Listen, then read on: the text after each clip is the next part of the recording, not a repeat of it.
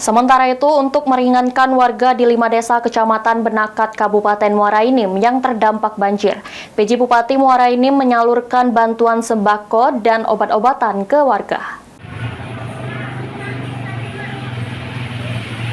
Hujan deras yang mengakibatkan meluapnya Sungai Lematang dan Sungai Benakat mengakibatkan 5 desa di Kecamatan Benakat, Kabupaten Muara Enim terendam banjir.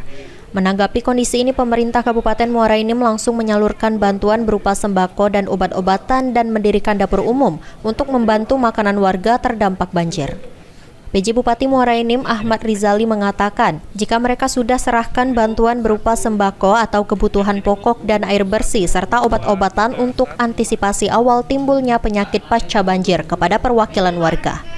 Dapur umum dan puskesdes dibuat untuk melayani warga jika membutuhkan makan dan bantuan medis, serta juga pemerintah membantu untuk memperbaiki kembali rumah warga yang roboh akibat banjir. Antara bantuan pangan darurat, sementara ini untuk 2 minggu ya, kita mendirikan juga melalui Pak Pering dan umum ya. Nanti pos kesehatan kita pindahkan ke desa ini yang lebih tinggi ya. Kita akan suplai obat yang berkaitan dengan banjir. Pos sendiri akan kita bangun ya dengan dana BTT karena ini termasuk roboh yang akibat bencana.